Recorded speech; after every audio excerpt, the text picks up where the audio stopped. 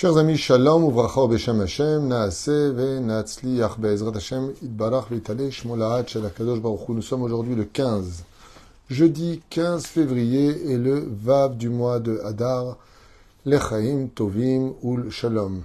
Shiur qui nous a été demandé, alors aujourd'hui, comme tous les 15 du mois d'ailleurs, par notre ami, donc un enseignement sur le Rabbi de Lubavitch, shiur acheté par Binyamin Yaakov Ben José en Israël.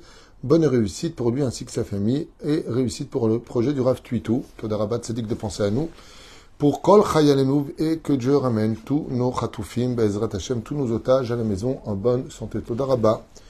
Binyamin Israël, Ayakar, Be'ezrat Hashem.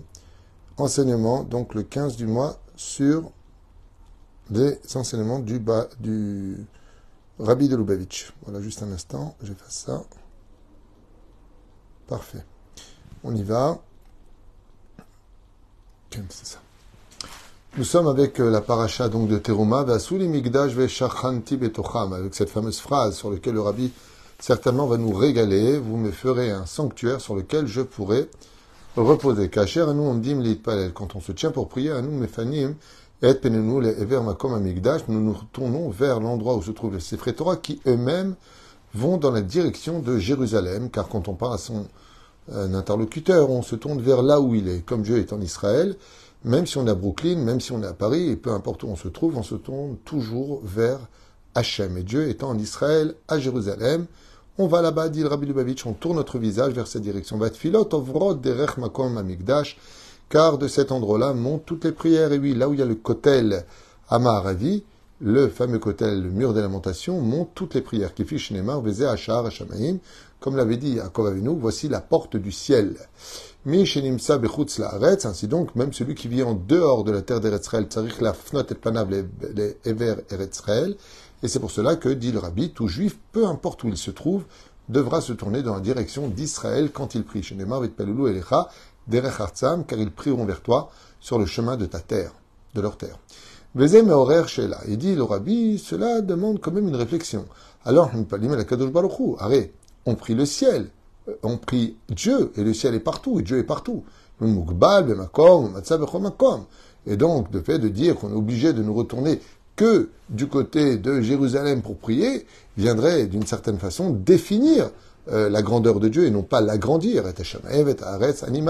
Comme c'est marqué dans Yirmiyahu, je remplis de ma présence le ciel et la terre. Donc pourquoi se tourner, dit le Rabbi, que du côté de Jérusalem. Gamatfila atzma et avoda shebalev. Surtout qu'on sait que la prière vient du cœur. C'est un travail qui sort de la bouche, certes, mais qui vient du cœur de l'homme. Et le cœur n'est pas valable qu'en Israël. Il est valable sur tous les continents du monde. Avoda ruchani, c'est un travail spirituel. Shenak shura le makom gashmi mukbal.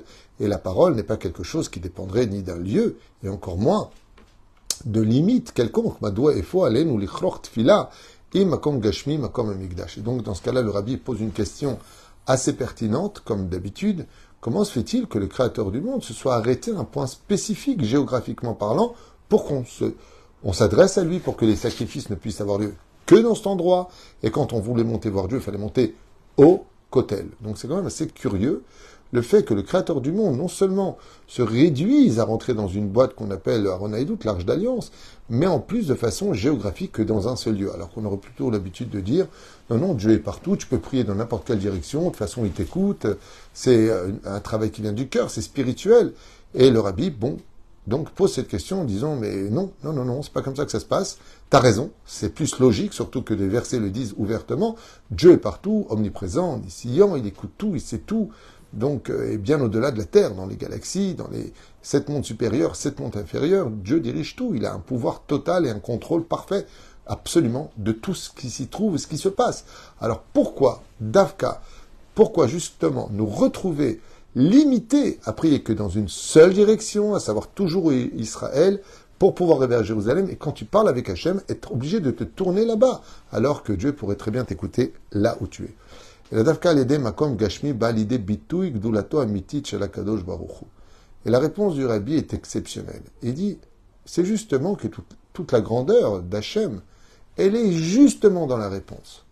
c'est parce que Akadosh Baruch Hu est capable de descendre au niveau de l'homme, de se retrouver, Beyoto, En Sof Amiti, lui qui a créé l'éternité, lui qui a créé l'infini. Shelo Chalot Alav Shum Agbalot, que rien ne peut limiter si ce n'est que lui-même a inventé les limites, car Notzar Abhibur ben Gvul ou ben Habilti Gvul. Et ainsi donc se trouve un coin, un lieu, un endroit qui se retrouve entre l'illimité et le limité. Car si le kotel, dit le rabbi, est la porte du ciel qui emmène toutes les prières dans un monde illimité, il n'empêche que nous passons dans un monde limité qui est le Bet Amikdash, en d'autres termes, le kotel Amarabi dit, le rabbi, c'est une quatrième dimension qui commence avec un endroit précis, géographique, qui est complètement défini et qui mène vers l'infini. Donc, tout comme une personne voudrait rentrer dans une salle infinie, il passera par une porte définie. Et c'est là qu'est toute la grandeur d'Hachem, d'être capable d'être celui qui a créé l'infini et de vouloir résider par amour parmi le défini.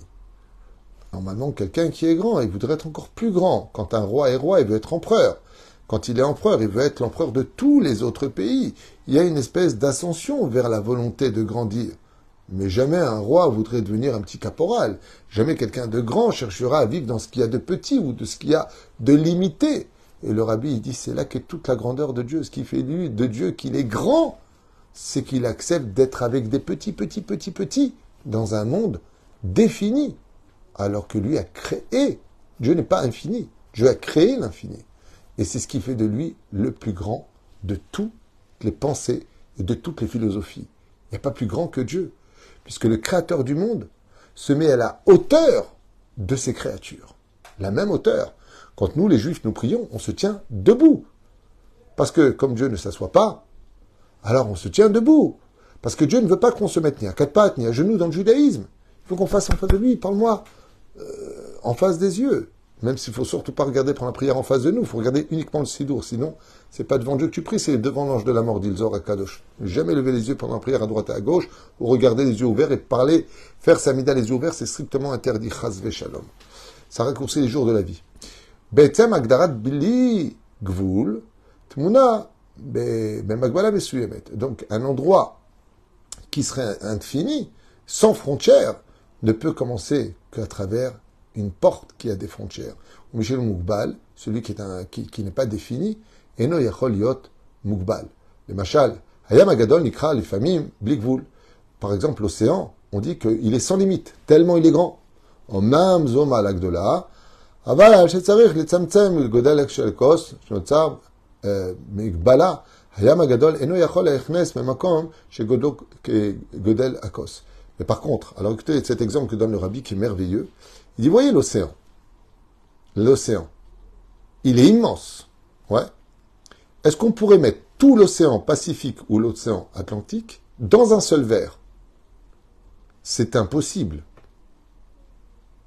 Je trouve cet exemple splendide du rabbi. Il dit, ouais, prends l'océan. Est-ce que tu peux mettre ça dans un verre de 50 millilitres? C'est impensable. Et pourtant, malgré la grandeur de l'océan, sa profondeur, il est quand même défini.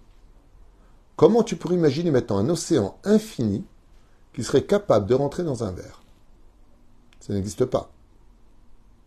Dieu, qui a créé l'infini, il accepte de rentrer dans le défini. Et il y rentre. Il est dans le Kodesh HaKodashim qui fait 75 cm. C'est impensable. Et le rabbi dit, c'est là qu'est toute la grandeur. Si on priait partout où on est en disant que Dieu écoute, partout où on est de toute façon, ça ferait un Dieu beaucoup moins grand que de savoir et de dire, excuse-moi, je voudrais prier Mincha, c'est où Jérusalem? C'est de ce côté-là? C'est où Israël? C'est de ce côté-là? Vers où on se tourne pour parler à Dieu? On veut dire, mais Dieu, il est partout, qu'est-ce que tu racontes, toi? Dieu, il est à la Mecque, il est en Italie au Vatican, il est en Chine, il est à Hong Kong, il est partout, Dieu, non? Non. Non, non. Il est à Jérusalem. Cette fameuse capitale juive que tout le monde demande. Qu'on veut pour être la capitale de toutes les religions d'ailleurs. Parce que tout le monde sait, ou consciemment ou inconsciemment, que cette ville, ce n'est pas une ville conventionnelle. Elle est au centre de toutes les terres. Si vous retirez tous les océans de la carte du monde, vous y verrez au centre Jérusalem. Enlevez les ruisseaux, les lacs, tout ce qui est haut, et remettez un seul continent au centre. C'est le nombril du monde. Et le créateur du monde se trouve là-bas, Ohar Amoria. Chibur Kazeh Shel Agvul Abilti Gavul. Donc le rabbi, il a de l'humour en hébreu, il dit, cet endroit limité qui n'a pas de limite, en parlant du Kotel, Ayadafka Bamigdash. Et le seul endroit où on a trouvé ça, c'est le Bet Amigdash. Amigdash Aya Mugbal Veyesh Midot Miduyakot le Godlo ve Godlo Shalakelav. Et très bizarrement, on sait que le Bet Amigdash était infini, et pourtant tout était défini dans les mesures précisément. Comment ça, le Bet Amigdash était infini? Et oui, n'oubliez pas ce que nous dit la Mishnah. Ces deux temples qui ont résisté 410 ans pour l'un et 420 ans pour l'autre, pourquoi ça nous était confisqué? Parce qu'on a fauté, parce qu'on s'est mal conduit en tant que juifs, on disait du mal les uns des autres, et on n'était pas unis. Donc comme un père qui en a ras-le-bol, quand ses enfants se disputent, il les met à la porte de chez lui et ferme sa maison en disant « Je préfère fermer ma maison, mais quand même je vous surveillerai si vous vous éparpillez dans la forêt. » Mais bien sûr, c'était pour donner une leçon. Mais la reine, quand la leçon a été bien apprise, alors les enfants retournent chez papa et bientôt il y aura le Bet Amigdash Ashlishi. Mais cela va dépendre d'une seule chose, qu'on arrête de se critiquer et qu'on fasse qu'un seul peuple, Bezrat Hashem, uni autour de la Torah et des mitzvot. Pour répondre à votre réaction. Un père qui voit ses enfants qui se disputent, qui se tapent les uns les autres, qu'est-ce qu'il fait? Rentrer chez vous. Partez. C'est ce qu'a fait Dieu. Vous voyez? Makom Aaron. Alors il dit comme ça quelque chose de très sympathique. Il dit c'est quand même fou. Quand le peuple d'Israël, au nombre de millions de personnes, il y a une Gemara qui disait qu'on était presque 40 millions de personnes à l'époque du temple en Israël, et tous sont rentrés au Beth Amikdash, 40 millions dans 120 mètres de long, là, j'ai pas compris. Omdim tsufim umishtahavim revachim. Quand le peuple d'Israël rentre au Beth Amikdash, tout le monde rentrait. Mais c'est impossible. Physiquement, c'est pas possible. Il dit si, c'est possible. Je dis comment c'est possible? C'est un endroit qui est défini. Par exemple, tu as 4 mètres carrés. D'accord? On sait qu'une personne va prendre à lui, tout seul, mathématiquement, 1 mètre carré. Combien tu rentres de personnes? 4 personnes. Ben, ça, c'est logique. Il dit, pourquoi c'est logique? Parce qu'il y a des limites. Donc, tu peux pas délimiter dans la limite. Et là, le rabbi dit, ça, c'est possible dans tous les endroits du monde, cette logique mathématique. Mais dans le Beth Amikdash, c'était le contraire. Quand tu vois le Beth Amikdash, mais c'est petit. C'est vrai que le Beth Amikdash en lui-même, quand tu l'observais, par exemple, à vol d'oiseau, c'est pas grand. Comment 4 millions, 5 millions, 40 millions de personnes pouvaient rentrer? Amdim Soufim. Nous étions un peu à l'étroit à l'intérieur, mais dès qu'on se prosternait devant Dieu, Ishtachavim Revachim, chacun de nous pouvions respirer grandement et il y avait de quoi se prosterner devant Hachem. Incroyable. Prenons un autre exemple. Quand on était dans le Kodesh HaKodashim, vous voyez, le Kodesh HaKodashim, c'est la fameuse pièce où rentrait le Kohen Gadol uniquement le jour de Yom Kippourim, attaché à sa ceinture d'une chaîne dans le cas où il mourrait, car il aurait peut-être fauté pensée, parole ou action dans l'année, ce qui aurait provoqué sa mort le jour le plus saint de l'année, Yom Kippourim, de se présenter avec une tache sur son âme devant Hachem. C'est inadmissible. Combien ça faisait? D'un mur à l'autre mur, on avait 10 amotes à peu près. Ok? Donc on va dire 5 mètres. 5 mètres. Et au milieu, il y avait l'Arche d'Alliance, qui faisait 75 cm, Ama Vachetzi. Pourtant, quand tu prenais d'un mur à l'autre, tu avais 5 mètres. Et quand tu prenais du bout de l'arche au mur, et du bout de l'arche au mur, tu avais 2,50 m. Comment c'est possible? C'est pas pensable. Comment est-ce que l'Arche d'Alliance, qui faisait j'étais à mode Vachetzi, elle pouvait ne pas exister dans sa mesure face à une situation où le mur était limité? Si tu as 5 mètres et que tu mets une boîte au milieu et que tu pars de l'extrémité de chaque boîte vers le mur, automatiquement, tu déduis la mesure de cette boîte. Et pourtant, dans le Beth Amikdash, quand on prenait la mesure de l'extrémité de cette boîte qui existait au sein même et au milieu du Kodesh HaKodashim, de l'endroit où se trouvait le Saint des Saints, eh bien, il y avait 2,50 m. Pour te dire deux choses. C'est que, quand là, Akadosh Baruch Hu se trouve, il n'y a pas de limite si ce n'est que là où toi tu mettras tes limites. C'est comme la Emouna. Dieu n'a de limite dans ses pouvoirs que là où la émouna que tu as dans ton cœur se trouve. Si pour toi Dieu est illimité, tu auras des miracles illimités. Si tu le limites, il sera limité. Ainsi était le Beth Amikdash, dit le Rabbi de Lubavitch. Un monde mukbal, bilti mukbal, c'est les mots qu'il emploie dans son hébreu merveilleux, ce géant de la Torah. Un monde défini dans un monde d'infini. Mais ça, c'est pas possible, puisqu'il est défini. Il ne peut pas être infini. Si, au Beth Amikdash. Car, tout comme un océan ne pourrait pas rentrer dans un verre, le créateur du monde, qui a créé l'infini, lui, il peut rentrer dans une boîte. Et c'est là qu'est toute la grandeur d'Hachem. Parce qu'il nous a montré que le bilti efshari, c'est-à-dire que le summum de l'impossible, était possible avec lui. C'est encore plus grand que l'ouverture de la mer Rouge. Et fini le Rabbi de Lubavitch, que son mérite nous protège et nous amène la Géoula à tous.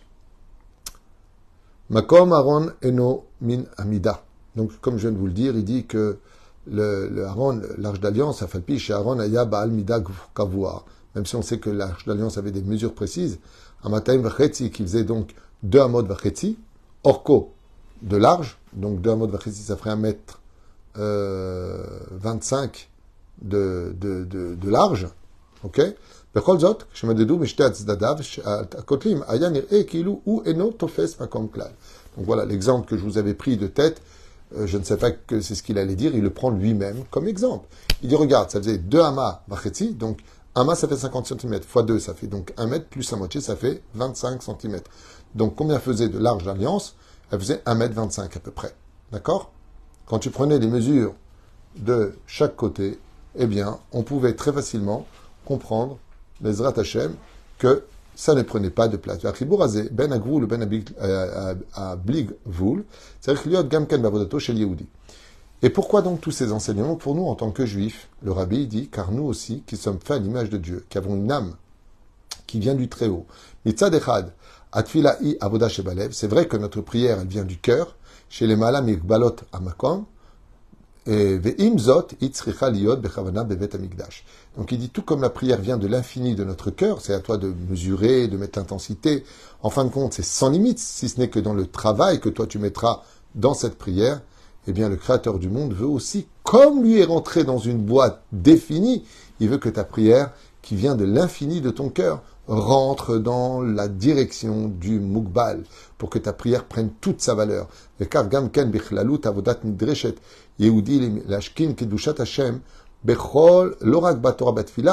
pour cela que le but du juif, ce n'est pas simplement d'incorporer, d'introduire de la kedusha, de la pureté et de la prière ou de l'étude dans le monde dans lequel il est. Et là, kormiton inaino olamazé vechen agashmi.